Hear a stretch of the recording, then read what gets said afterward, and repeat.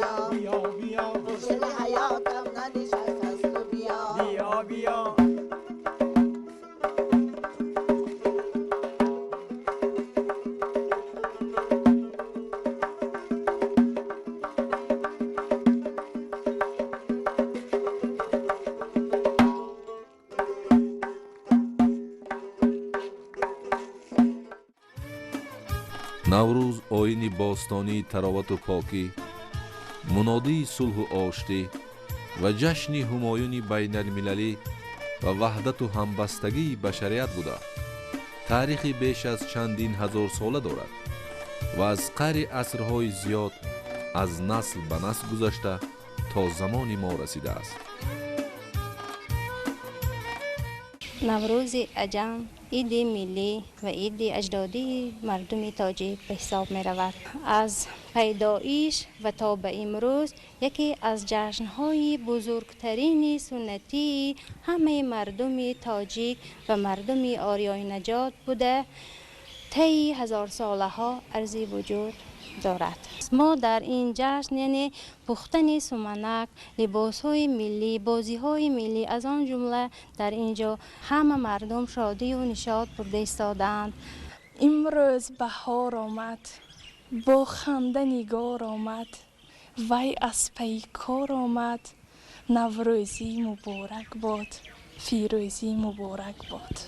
بزمی گل در چمنی نوروز است، صوتی گلگوفی کنی نوروز است، تا فلک ها سوخنی نوروز است، تاجیکستان وطنی نوروز است.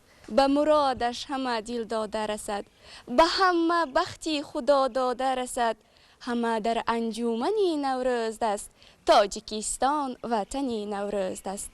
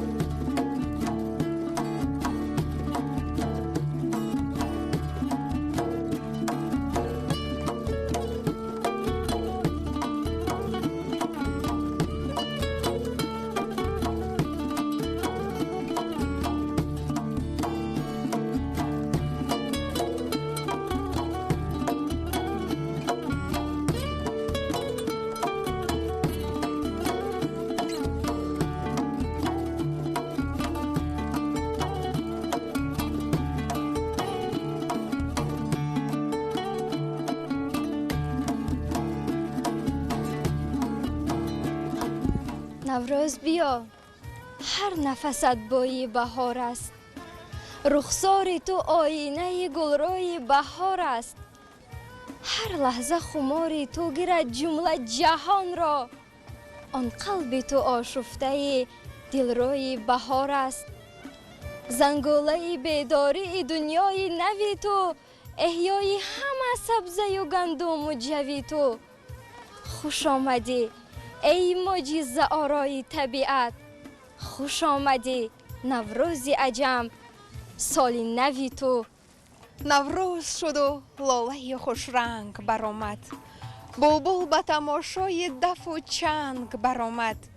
مرغان هوا جمله بکردند پرواز، مرغ دل من از قفس تنگ برآمد. نوروز جهانی شد تا باد چنین بادا، جشنی همگانی شد تا باد چنین بادا. این سنت نیکی جمع بر خلق همه عالم، نوبانه ثانی شد تا باد چنین بادا. ایام بهار آمد، نوروز مبارک باد. الهام هزار آمد، نوروز مبارک باد. کردیم ویدا با دی، نوشید ز جام می. شادی به کنار آمد، نوروز مبارک باد. با فصل نو آمد بین، این وصل بهارآیین. هم عشق به کار آمد، نوروز مبارک باد. بنگر تو به سین و شین، چون نعمت فروردین. این عام زیار آمد، نوروز مبارک باد. پرواز سخن اینجاست، گلهای وطن اینجاست. شیرم به شرار آمد، نوروز مبارک باد. جشن ملی نوروز را در برابر مردمان آریای نژاد، دیگر خلق‌هایی که به سرزمین بزرگی عجم همیشه رابطه‌های اجتماعی و اقتصادی و فرهنگی داشتند، با تمام آداب و رسومش همچون یکی از جزهای ترکیبی فرهنگ ملیشان پذیرفتند که این بی‌شبهه بیانگر مهر و محبت، ترغیبگر نیکی و نکوکاری و بنیادکاری و سازندگی بودنی نوروز عجم می باشد.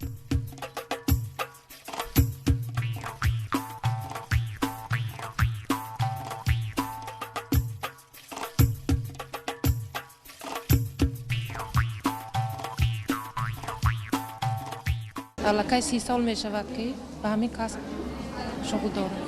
اساساً صادرات میکنیم شهر اسفرور، داخلی شهر خودم آویم، بازار خودم آویم، کنیم بودم بیم.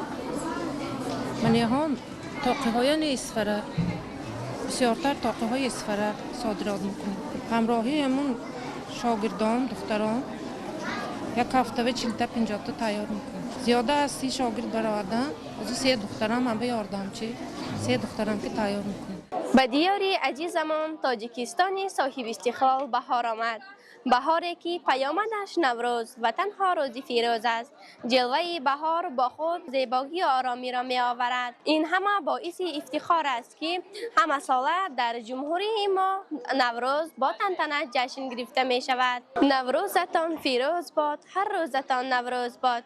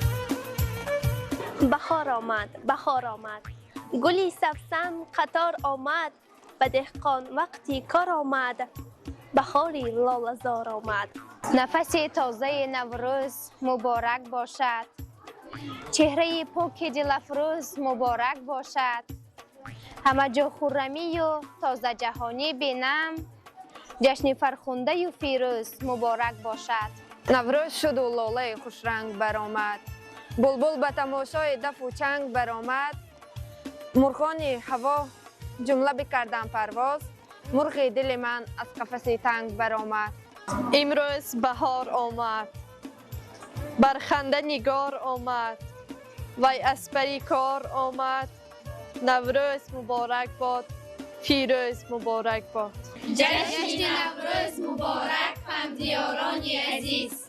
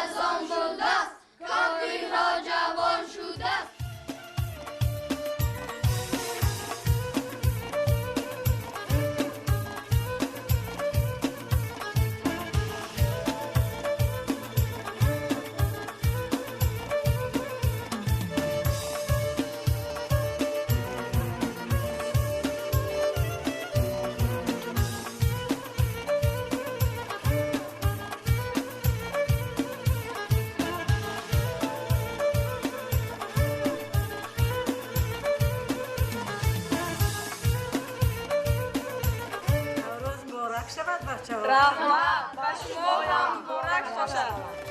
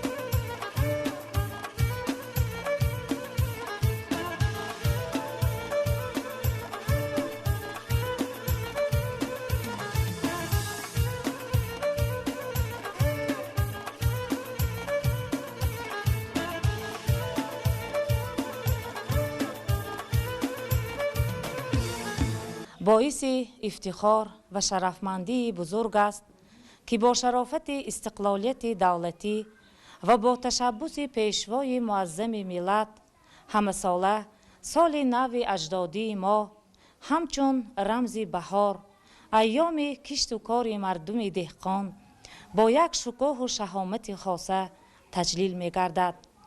نوروز سنت های خود را دارد. یکی از معمولترین آن آراستن دسترخوان هفت سین و هفت چین، پختن طعام ملی سمنک است. سمنک رمز بهار، رمز صلح و آزادی است.